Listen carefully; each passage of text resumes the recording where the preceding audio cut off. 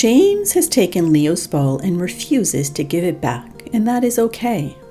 A 2-year-old child enters what psychologists call the stage of ego formation, a phase when they establish the perception of self. Once the toddler has satisfied this need, he starts to understand that he is surrounded by other people who should be acknowledged as well.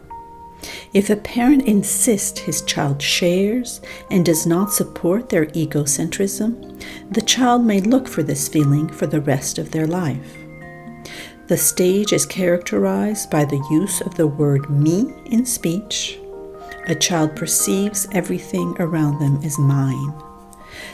The phase can be short and uncomplicated when parents provide adequate support.